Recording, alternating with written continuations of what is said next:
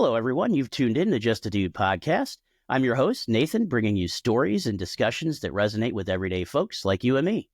Today, we're diving in deep to the human experiences, especially in the wake of the chaos.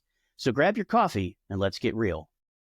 Joining me today is someone whose narrative is not just a story, but a mirror to many of our own journeys. His memoir, This Is Not Who We Are, captures the essence of searching for meaning and connection in tumultuous times.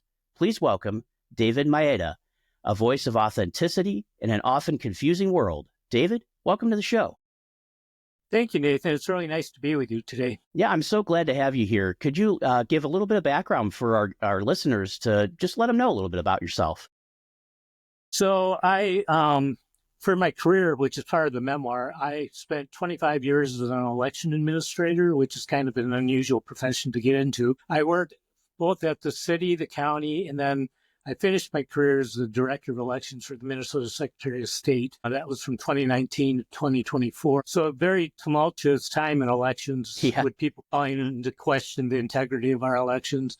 It was a very challenging time to be the director of elections. But overall, I'm very satisfied with my career.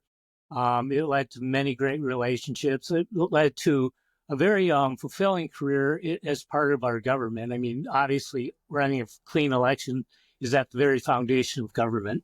Absolutely. Yeah, and I look at that as well, you taking your job serious as an election official. In my past, I was a police officer, so it's the same thing, right? We're bound by different types of laws that we have to, essentially as an election director, you have to enforce, right? Because you have to make sure it's a fair election, the same as I did as a police officer. So I understand how much weight that can put on your shoulders as well.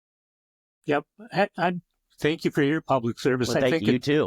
Anybody that gets into public service, I think we should applaud. I mean, at this point, there's a lot of, with what's going on with the federal government, a lot of questioning about the importance of government, but I think public service is something we should applaud people for. Yeah, absolutely. I definitely agree with that. And then, so David, are you still working as an election official, or have you retired?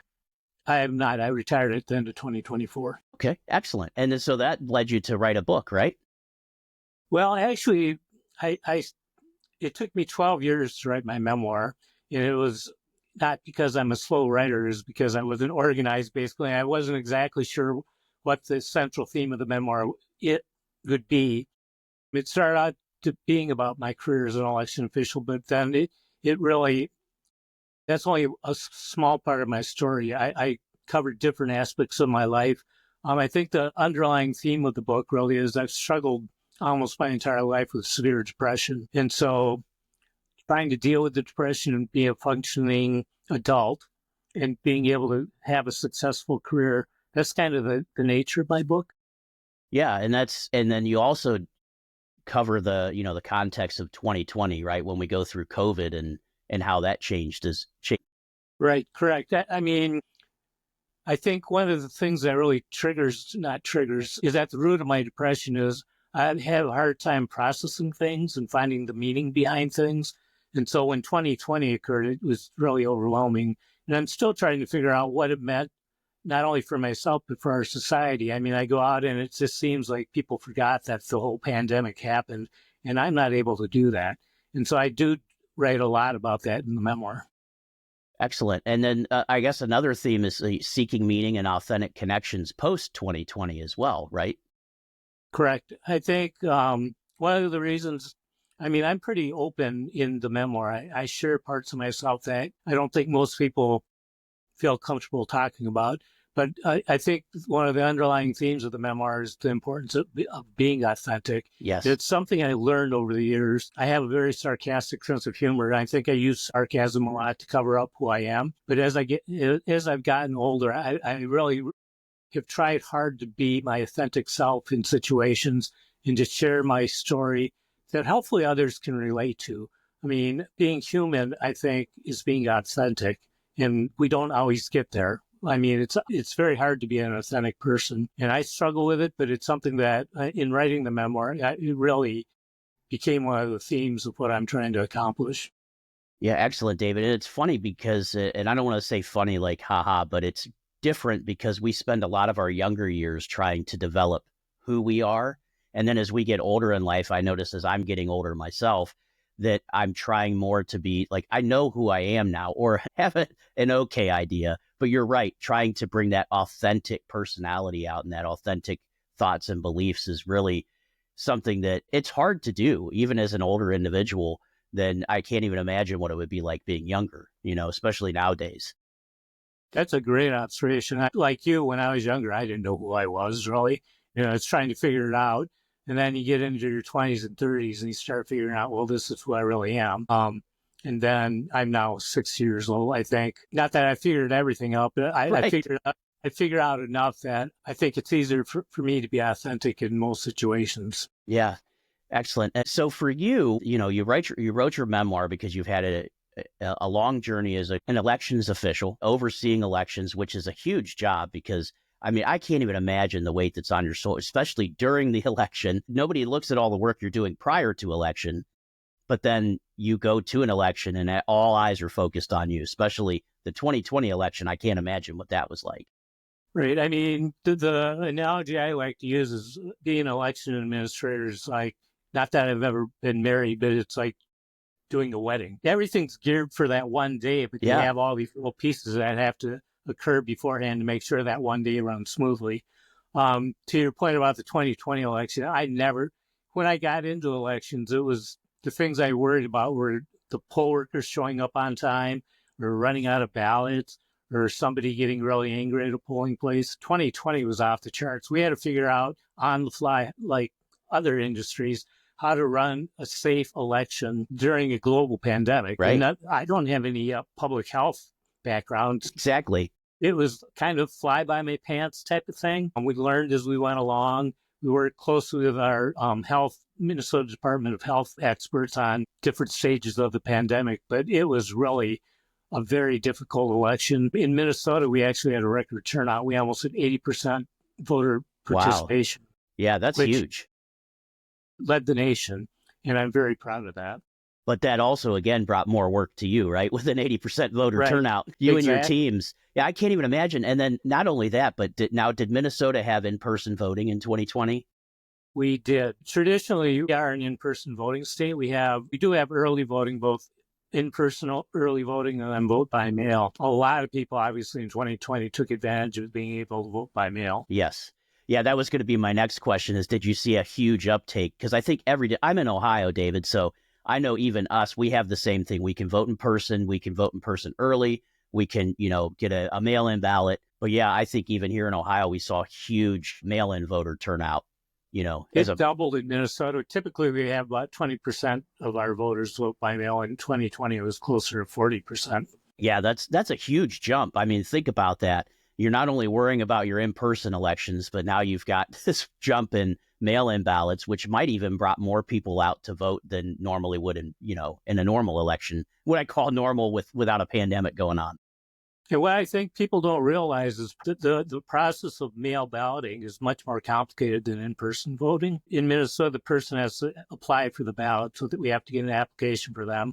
We check that in the voter registration system to see if they're registered or not registered, and then send them the appropriate materials. But then we also create a unique barcode for that particular ballot, so we know that the voter is the one that voted the ballot. Mm-hmm. We have on our website we give the voter the ability to track their ballot so they can see the status that we mailed them the ballot, that we received the ballot back, that the ballot's been counted. But all those takes extra steps. Yeah. So mail balloting there were questions about the integrity. I would argue that it's at least as secure as in-person voting because we have all these things in place to make sure that the voter has to apply for the ballot, that the voter is the one voting the ballot, and then that only the ballots that have followed the process get counted. Yeah, that's a lot of checks and balances in there, which is a good thing, for our voters. We want to feel that our elections are secure, and it's great that you do that. And I know Ohio does something similar to that as well. You have to apply for the absentee ballot, and then they send it to you and stuff. But I have to say that's probably not the same everywhere in the country, though, right? Well, every state has unique election laws, but I would say that every state has laws in place to make sure that mail balloting is secure. Gotcha. Excellent. So with 2020 and post 2020 and dealing with your depression, how has your personal journey kind of mirrored the broader societal issues that we've been seeing? That's a great question. As far as I think when society reopened, I had a hard time rejoining. I admit, I'm very much a person that I live by myself. I'm very independent. But it was hard for me to, like, I have season tickets to Minnesota Twins baseball games and season tickets to Minnesota Timberwolves basketball games. And so it was very hard for me to get back into the swing of things and go out among thousands of people. But I enjoy sports so much that was kind of my incentive to get back involved. You kind of had to push yourself a little bit above your comfort zone to get back into things you enjoyed. Exactly. Yeah. And I can imagine that, a lot of us were all home during the pandemic. And I don't know if you were the same or not, but, a lot of us got sent home. Things were closed down. We weren't around people other than if we were lucky enough to have people in our immediate families, right? We had those folks. Right. For the most part, nobody, and I could see how with someone with depression, and I've dealt with depression myself, how being alone and isolated from everyone else can definitely be detrimental to your mental health. It's an exaggeration, but it was like solitary confinement. I do live myself, and I didn't see people. I saw people on my computer, but there's no exactly like we are right now. This is about how close it got. Right, exactly. Yeah, so this was the reality of your relationship during that pandemic is just through a screen, and that's that's got to be extremely tough, even if you don't deal with depression. I mean, just think about how many normal, I put that in quotes, how many normal folks, probably dealt with the same thing. I know I did. It was, if it wasn't for my wife, I probably, would have had a much harder time myself. So I could totally understand how, living on your own and just seeing people on the screen could definitely affect, how you process life and everything. I'll be quite honest, my depression, it got exponentially worse in 2020. It was just really hard to deal with. Yeah, I don't want to say rightfully so, but understandably so. I think anybody would say, well, yeah, I can see how that would happen, Yeah, I think that's one of the reasons I'm very proud that I actually published a memoir, because it was a lifelong dream of mine to be a writer and to actually have a tangible book to hold up and show people. I should have brought my book with me, but that really helped me get through all that depression from 2020. Through the writing? The writing and then eventually publishing it. Yeah. So, and you took 12 years to write this, right? So it started off as just about a memoir about, your journey as an elections official, but it kind of grew a little bit more from there, didn't it? Yep. It's actually about 6 sections. So the first section's about my career in elections. The second section's about my struggle with depression. The third section is my lifelong love of cats and all the cats in my life. The fourth section's about an intimate relationship with somebody that was very important to me. The fifth section is my childhood, and then the sixth is life since 2020. Yeah. So that covers that's a big spectrum of life that you're really opening yourself up about and sharing with, essentially the world, because anybody can purchase your book.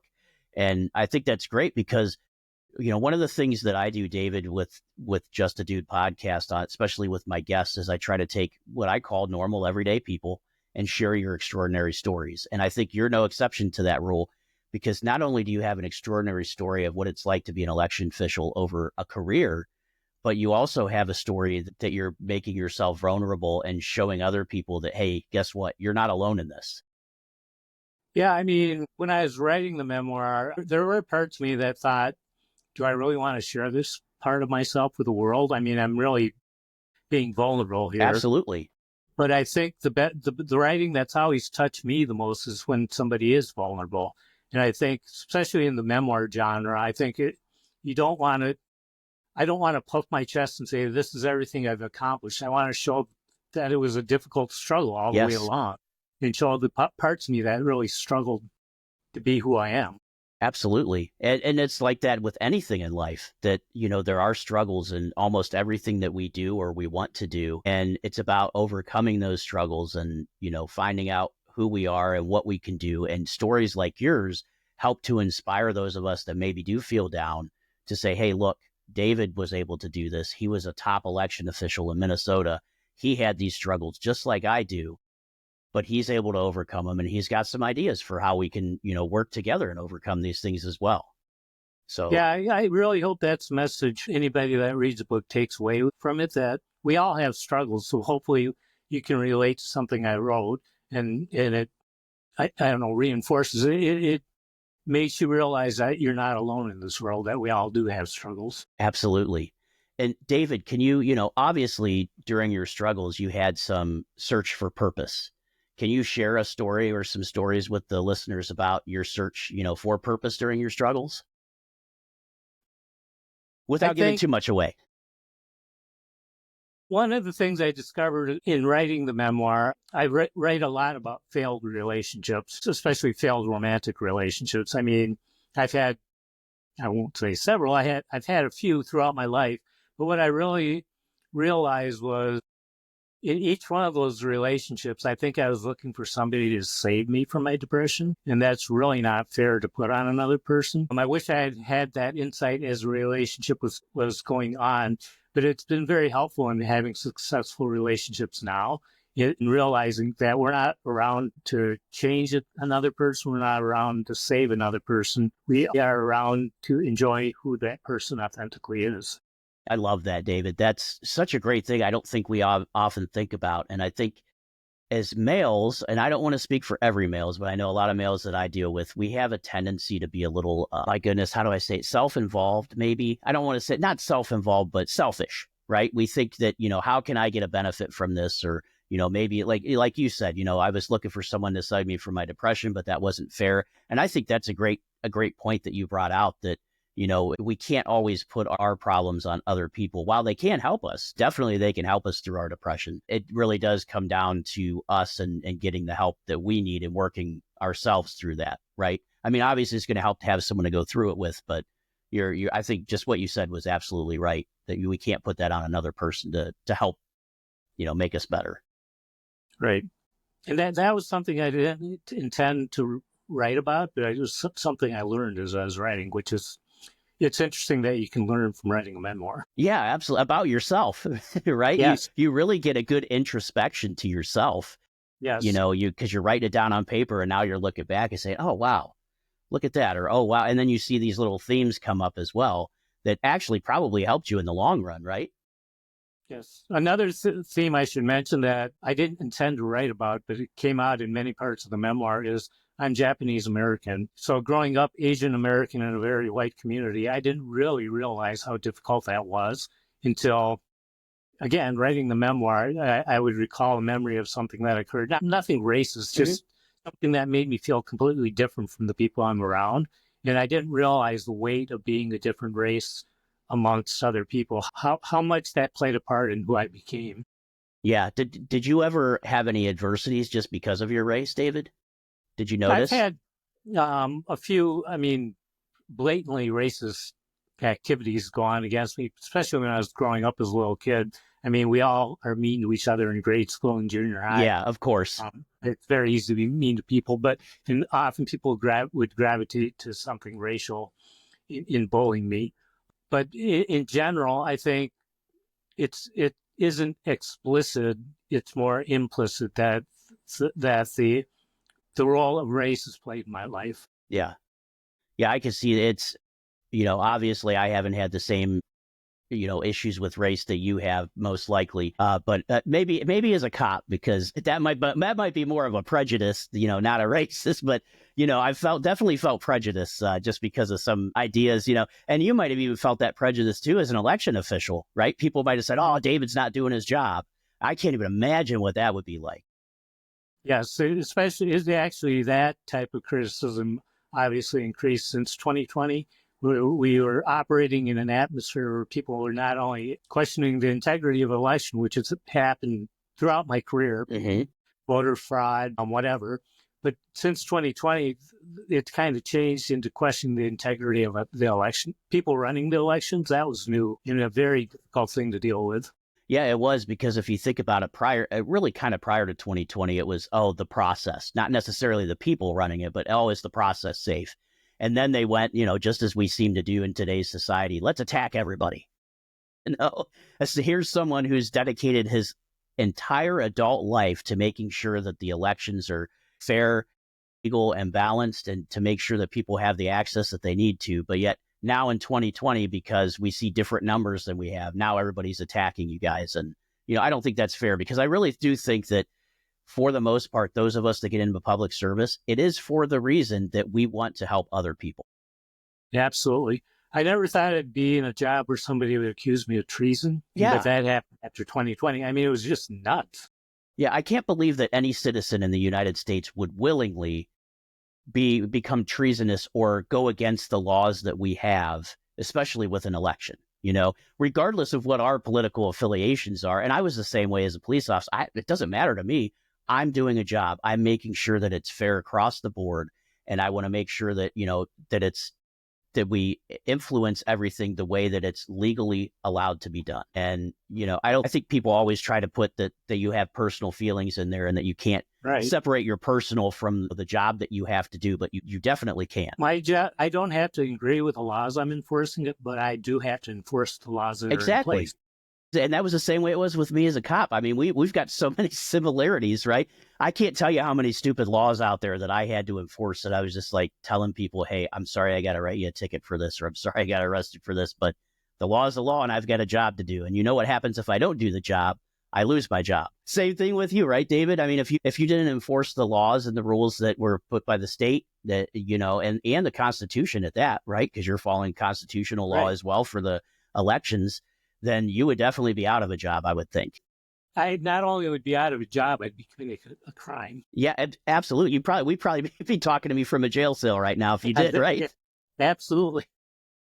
So, but I want to get back to the theme of the book. I know we're talking a lot about elections, but I want to talk about you a little bit, David, as well. Because obviously you started writing your memoir prior to the pandemic, but how did the pandemic influence your, how you really kind of looked at yourself and what was going on in your introspection to yourself? I really think the section about depression really grew out of the pandemic. I wasn't planning on writing about my depression. I think reflecting on my life, I was hospitalized for depression right out of college, which was a horrible experience. I've tried traditional talk therapy and medication. I've done more experimental things like ketamine treatment, hypnotherapy, acupuncture. I've tried a lot of different things. I think the pandemic really made me reflect on what is at the root cause of your depression? Why have you been depressed your entire life? And it actually was pre-pandemic, but I was seeing a therapist that diagnosed me with existential angst. And for the first time, it seemed like an accurate diagnosis. I'm always looking for the deeper meaning of things. And when I don't find a deeper meaning, then I get depressed. And that's been a pattern throughout my life. But I mean, it really became clear during the pandemic. Yeah, that's tough to find a deeper meaning, especially if you're always searching for it, because that could be definitely hard to find if it's not there, right? If there truly isn't a deeper meaning. But I'm kind of like you, David. I always want to know the why and the how behind things, and what's the meaning behind this? What is it going to do? What's the purpose? My mind's just always going. I can't just take it that, that something is something. I'm always like, there's got to be more to it, That's actually something I wrote in the memoirs. I'm always, for me, the big question is why. Yeah. Why? Yeah, exactly. I've always been a why person, and I think it drives people crazy. But I'm always, your boss comes up to you and says, hey, we're going to do this, this, this, and this. And I can't quite see like what the meaning behind it is. And so naturally, what's the first question? Well, why are we doing this? Why are we changing it from current to, what is your expected outcome? And, that's always, I'm trying to always figure out why I'm doing something so that I can address it the best way that I can. Well, I'm glad we share this in common, because one of the things that makes it even worse is, why don't other people need to know the why? Exactly. How can they function without knowing the why? Exactly. I feel the same way, because I'm like, some people, you just tell them something, they're just, okay. And they just go with it. And I'm like, wait a second, that was way too easy. But yeah. And then you talked about, so in your book, so you and I obviously were the same with as far as the need to know why and finding deeper meaning in things. And I could definitely see how that can lead you down a rabbit hole of negative thoughts for sure. Especially if that's not getting addressed, and then your mind goes to play. Because if your mind's like mine, it'll just make up all kinds of stuff that you're just like, where did that come from? So David, how did you talked about this a little bit, but your romantic connections, how did you navigate your relationships during these turbulent times? Well, I mentioned one of the sections of the book is an intimate relationship I had during the pandemic, and since then, and she and I found a very unique way to create a very safe space where we could share everything going on in our lives without the other person judging, which I think is very rare. Yeah. That, I mean, that was life-saving during the pandemic. I mean, just having somebody I could talk to deeply about what was going on, even if it's through a computer. Yeah. Just having a safe space where I could share everything about myself, that was very unique. And the first time I've ever really had that in my life.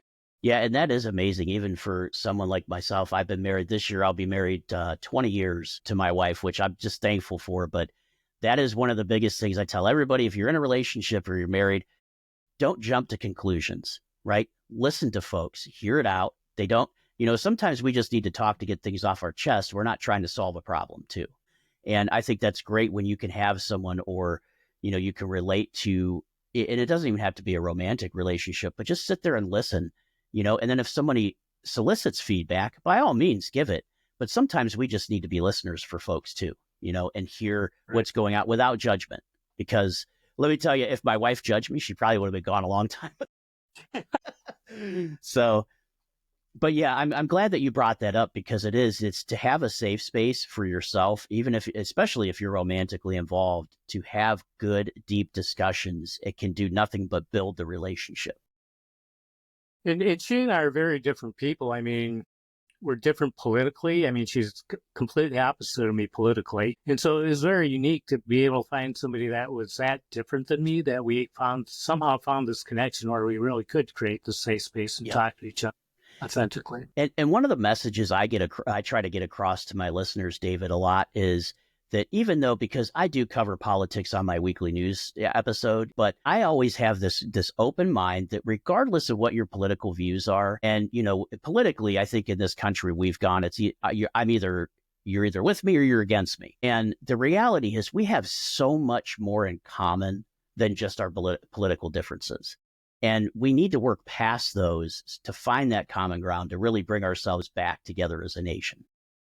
I agree with that wholeheartedly. I would just add, we have to get past the point where if you and I differ politically, you're the enemy. Yeah, exactly. That's what I'm trying to go. I grew up as a kid, knowing that and being taught in school that, yes, there's different political parties. It wasn't as divided as it is now, for sure. I mean, there was always left versus right, but they always seemed to find some common ground somewhere to get things done. But you're absolutely right. You're my enemy if you're on the other side of the aisle. That needs to stop. We've got plenty of enemies against the U.S. We don't need to be enemies ourselves, right? Exactly. But no, I'm glad to hear you say that too, because I love hearing other people share the same ideas, which lets me know that maybe my thinking isn't on my own, that there's a lot more people out there like us that are saying we need to get past these differences and come back together. And like you said, we have much more. So much more. I mean, look, we live in one of the freest countries in the world. We have the freedom to really do pretty much what we want. We don't have the threat of war on our doorstep every day like some other countries do. I mean, let's get past this little petty stuff. Let's find a way to work together so that we can just be a united country again. Okay, sorry, I went off on my tangent there, but no, I just love, because I see so much negativity nowadays, and I just want to say, let's be more positive. Let's look for the positive stuff instead of the negative stuff.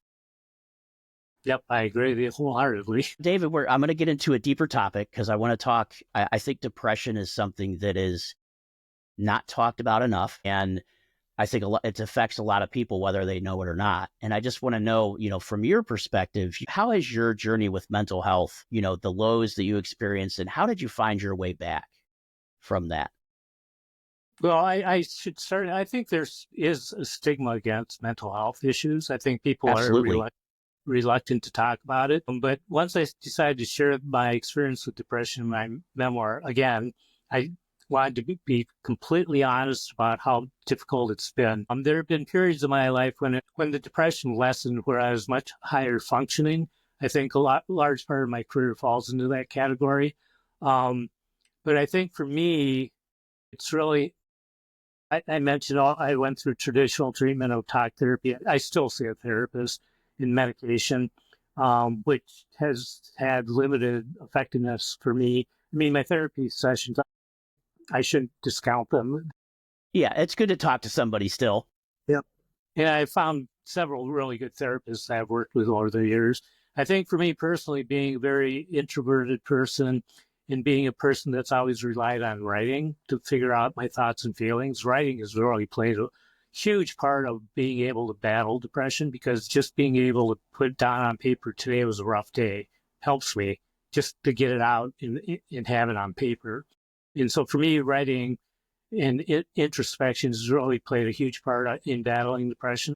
I did some group therapy over the summer, and one of the things I'm proud of is that I mentioned how important journaling was to me. I journal every night, and I got 2 other people in the group to start journaling, and to me that was a huge accomplishment. I'm very proud of Yeah, that. absolutely. And, that's something that people have told me to do for quite a long time. And I have the books to journal. I just haven't actually done it yet. But you're right. Writing down things too, it also gives you different perspectives, right? Because once you write it down and see it, and you start thinking maybe, okay, maybe did I overreact here? Or maybe, yeah, this was something that was detrimental. And but that was the question I was going to ask you, is how did you write these down? So you take do you journal daily? Is that part of your process?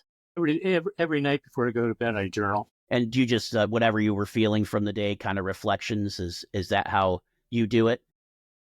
Yep. Well, I read about what happened during the day, and then on my better nights, I journal about how I felt about what happened during the day. Yeah, actually. And the reason I ask you is just to help, maybe give some of our listeners some ideas on how they can journal and begin putting their thoughts on paper to help them get a better perspective as well. I mean, I think it starts with just telling what happened during the day. I mean, you don't have to get deeper than that. You can say, I went to the store today. I had a hard day at work today. And then as you get more comfortable journaling, I think that's when you start getting more reflective on, I went to the store today. It made me feel good to be out in the public and amongst people. And so you start getting reflective on events that occurred during the day. That's excellent. And, that helps me as a person who doesn't journal yet to know where to start. And like you said, just writing it down is the way to go. And, I definitely respect that. And I just wanted to thank you for that, because I'm not a journaler, but I know that there's so much benefit from it. One of the things, so I have a journaling app on my iPad that I use to journal. Yeah. One of the great features is it shows me the same day in previous years what was going on. So I've been doing it now. I've been using the app for this is my 7th year, so I can see 6 years ago what I was doing on this day. That's so cool. It is really cool to see how far I've come since 6 years. Yeah. So because instead of you having to go find that journal, if you were actually writing in a book, right? If it was 6 years ago, I'm sure it's in a box somewhere. Right. Yep. So you're like, wait, what was I doing? Technology is kind of amazing on what we can do with it. Funny thing, just technology is, I always say, it's the cause of and solution to all of life's problems. I like that. I absolutely like that. We, and I work in IT. That's why I say it jokingly, but yeah, it is neat what the technology can do. And that's a great thing for the listeners too. I think myself, right, I went to traditional journaling, like, getting a notepad with lined paper and writing it down. But then you bring it up, hey, there's an app and you could take it with you wherever you're going, right? Because if it's on the iPad and if you have an iPhone, I'm sure you can probably, have it cross function between those devices. But that's a great tool. Thanks for that, David. Yes. But one word of caution for me personally, my writing is different from if I write it down pen on paper, tends to be different than if I write on my iPad. Really? Because writing on a computer, you can just get everything down, and then if you don't like it, you can cut and paste. That's delete. true. On paper, once it's on paper, I mean, you can cross it off, I suppose, or use an eraser, but I don't tend to do that. I tend to think more about what I'm going to write and then write it down on paper. Yeah, that's excellent. But yeah, thank you for sharing that experience with us, and, how writing really connected you, and helped you get a little bit better in your own journey. Right. I mean, for me personally, one of the things, and this is probably making me unusual again from most people, but I think writing really is the thing that connects my thoughts and my feelings. It's like I don't really know what to feel about a thought until I write it down. I don't know what I'm feeling until I think about it and then write it down. So it really is the connecting tissue between feelings and thoughts. Yeah, that's nice, because it could be the same thing for any of our listeners. Try it out, give it a try, write your thoughts down for the day, just something like David said, and see if you can get that connection as well. But that's a great advice. And not only that, you get to document your life, Yes. so it's fun to kind of go back and see where you were. And it definitely helped in writing a memoir. I mean, going I can't back. even imagine. Yeah. So now writing helped you, but I also want to ask you about cats.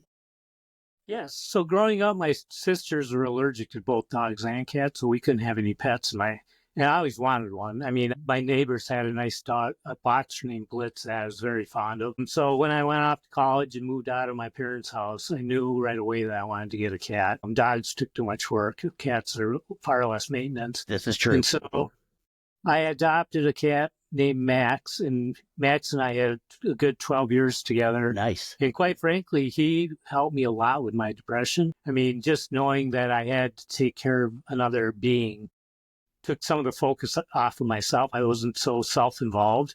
I knew I had to take care of Max. And during time when I found out my mom was diagnosed with terminal colon cancer and she had 6 months to live, I got off the phone with my parents, and Max right away knew something was off. And he came and sat on my lap for the rest of the afternoon. It's just remarkable how the cats can read me. Yeah. And so over my life, I had Max, and then I had 3 others. The last 2 passed away in 2022, and now I currently have 3 more cats. And all of them have unique personalities. All of them have taught me a lot about life. I love cats. I mean, I just love watching them play. Even watching them nap can be really, really soothing. Yeah, that's excellent, because I'm the same way, but about dogs. I grew up with dogs, and at some point my wife and I had 4 dogs, which, let me tell you something, 4 cats, you could say, oh, hey, that's a lot of cats, but they're very self-sufficient, right? Dogs are not. And when you have 4 of them and it's only you and your wife, you're definitely outnumbered. But it's a lot of work. Yes. But I have to tell you, the same experience is like the dogs, they know when something's wrong. And, I read before that when you pet a dog or, love on a dog or any animal, really, it releases endorphins in your brain and actually makes you a little happier. And so that's great. It's a great connection, because I do think pets can help us alleviate some of that stress and depression that we have, especially if we're living on our own. I will say that I mentioned I wrote a section of the memoir about all the cats I've lived with. I deliberately put the cat section after the section about depression, because the section on depression is obviously really heavy. Yeah. And I thought writing about cats would be much more lighthearted. A little uplifting. Uplifting, yeah, good word. But I'll admit, when I reread my memoir, the section that makes me cry is the section about cats, because I read about their entire lives from when I got them, our lives together, but then, of course, having to let them go. Which is always the toughest part. Oh, my goodness. It's incredibly painful, yes. Yep. So reliving that through, I wrote about 4 of my cats. For me personally, is very hard to read. Yeah, and that's the same for me for the dogs that we've had to let go. Just thinking about them, it gets you choked up a little bit, thinking about the good life that you had with them, though. Right. And just the experiences that, I probably you're the same, David, but just even looking back, even though it makes me sad, I still love all the great experiences that I've had with all the animals that have been a part of my life. Yes, it's been a huge part of my life, and I'm very appreciative. Yep. Excellent. Well, I'm going to switch gears just a little bit, and I want to talk a little bit about the American experience in the election season. From your perspective, how the intense political climate really added to your personal and collective stress. Well, like I mentioned, we've talked a little bit about elections in general are stressful because you can't make mistakes. A mistake can end up in a lawsuit, or it can end up in being front page news. You definitely don't want that kind of advertisement.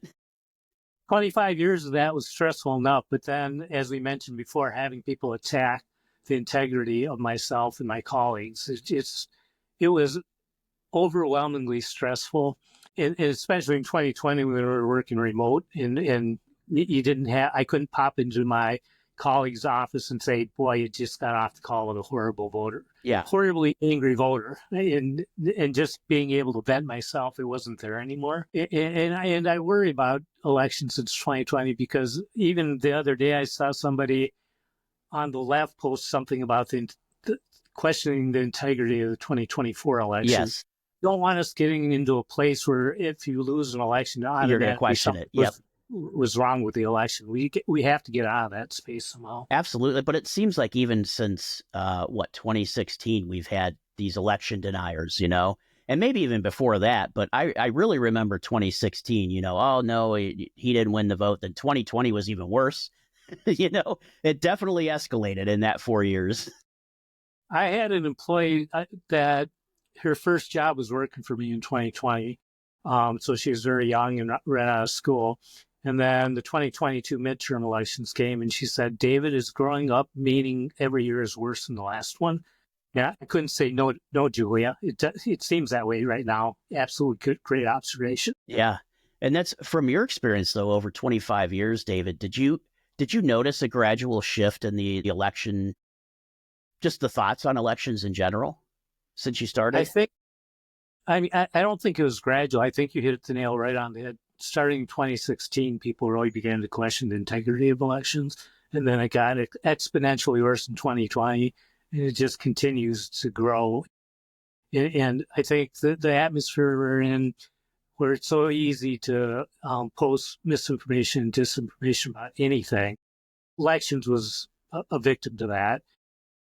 So part of my message here today, but also in my memoirs, we can trust our elections.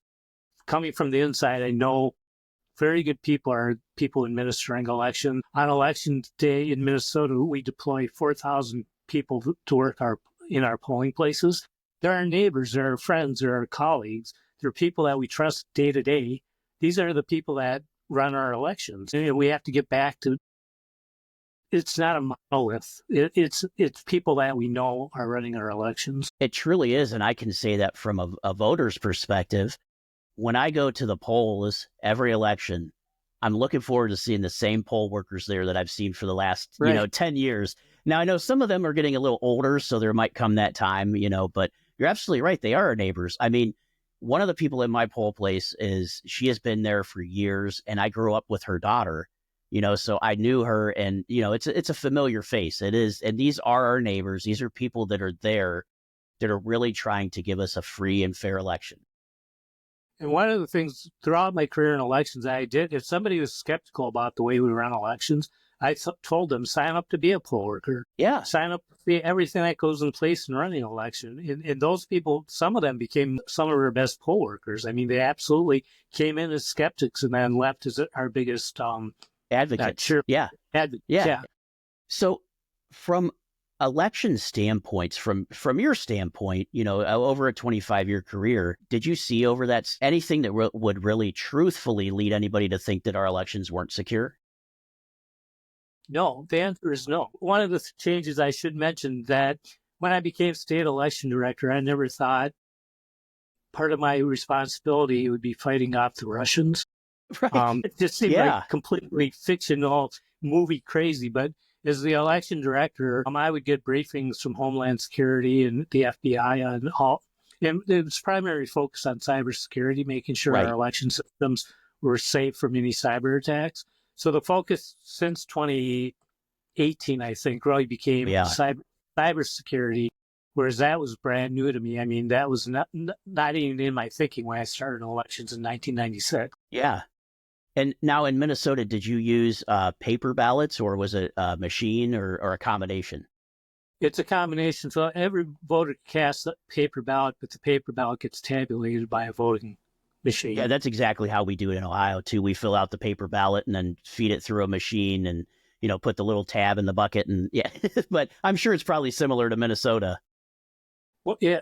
I think most states at this point vote on paper ballots. One of the things that happened in Minnesota, so in 2008, we had a statewide U.S. Senate recount between Al Franken and Norm Coleman, where we had a hand count. So in Minnesota, when we recount ballots, we hand count them. So every ballot is looked at individually by eye. And I think we had 3.3 million ballots cast in that race. So we had to look at 3.3 million ballots, but the takeaway for me was how incredibly accurate our voting machines are. Well, good. Yeah, that's good. Absolutely. I mean, we do post-election audits after every big general election where we randomly hand count, selected precincts to verify that the machine actually did count them correctly. But to actually look at 3.3 million ballots and see how accurate our voting equipment was really a great lesson to learn. Yeah, and that's something as a voter I'm glad to hear, Yes. because you always wonder that. And, having you, David, as an insider, like you said, giving a memoir about not only the actions of what people are, what you went through as an individual, but also showing that, yes, there is honesty. And you guys are all there to do the job to make sure that these votes are counted correctly and accurately. That's one of the things that I want to get a point apart to the audience, because I do think, like you said, a lot of people think that there's a lot of election interference, but I don't think they realize, and you shared a lot just in this little bit amount of time that we've been in, how much you guys go through to actually make sure that our elections are fair and safe. Right. One of the things I really enjoyed at the end of my career, being the director of elections, was mentoring the next generation of election officials. It was really, really heartening to see young people be interested in getting into this profession. Yeah.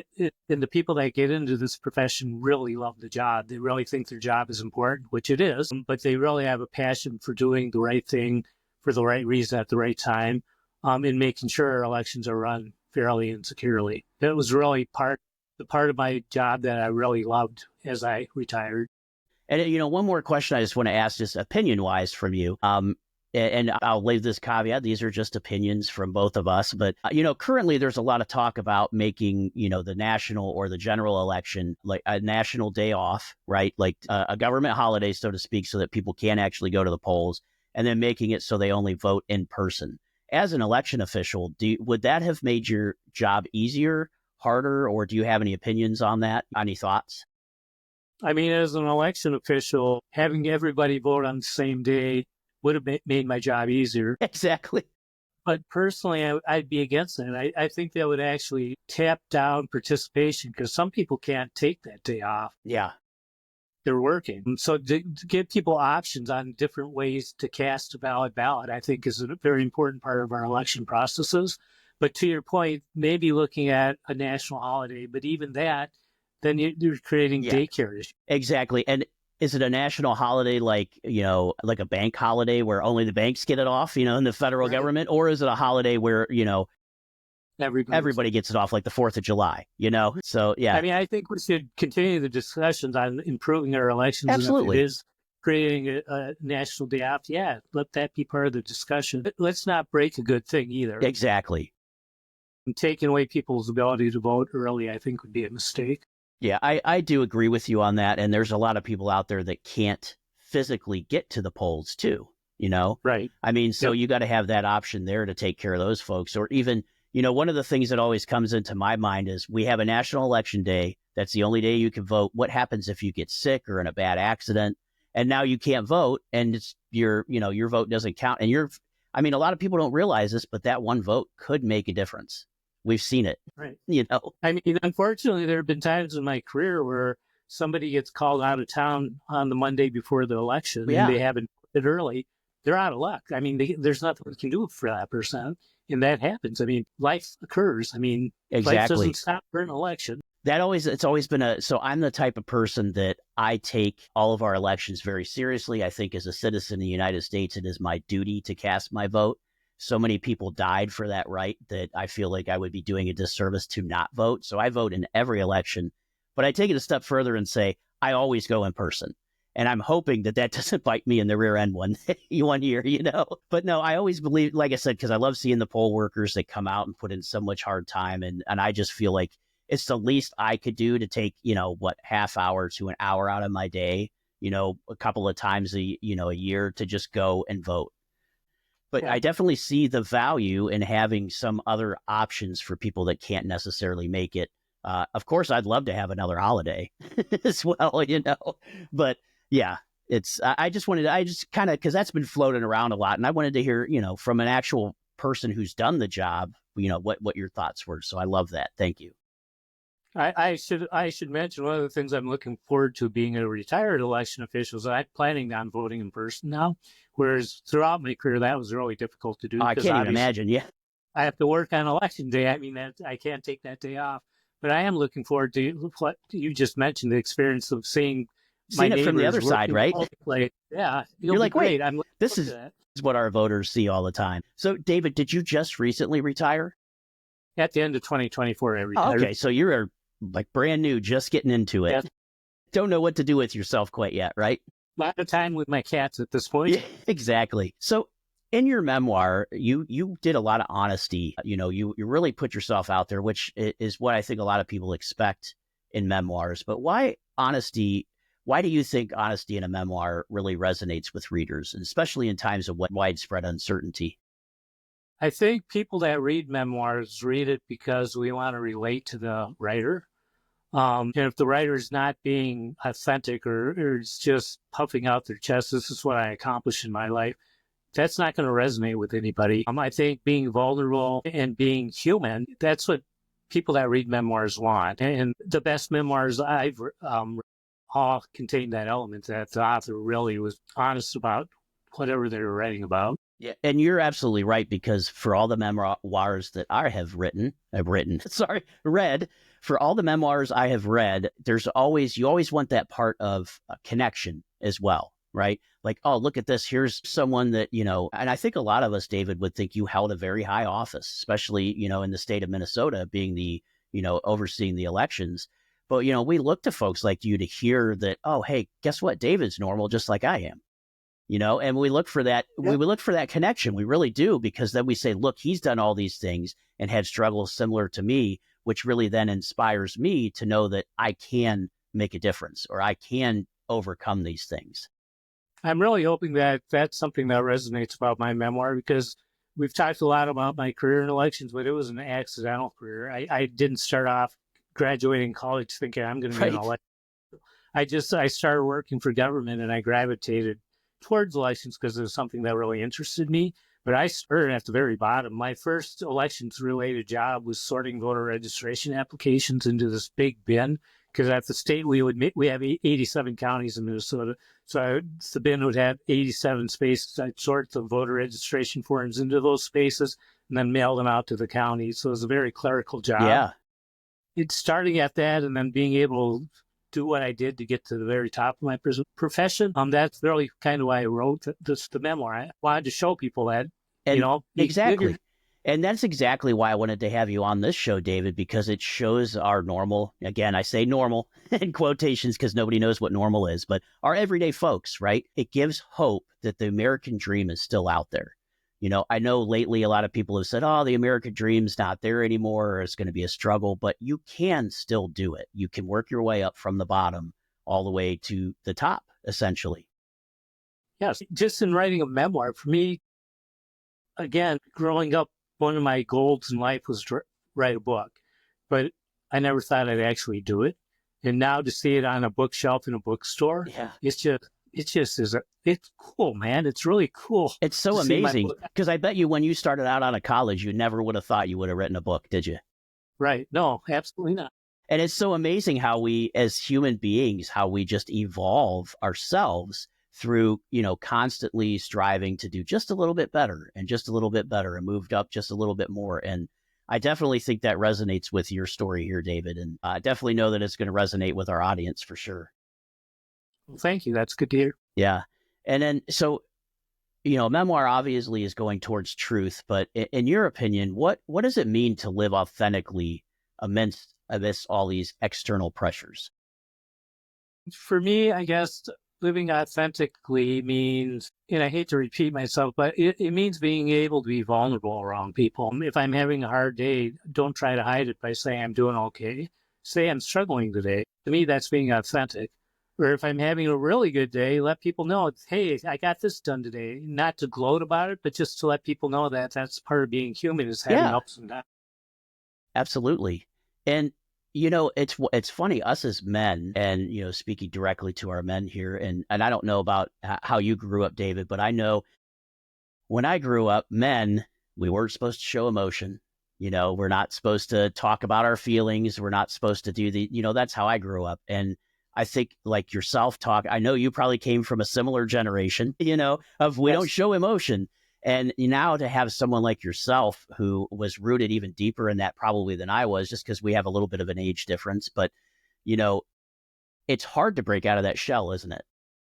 Yes. And for me, on top of that, culturally, Japanese are known to be very closed-in people, that you're not supposed to share your emotions in public.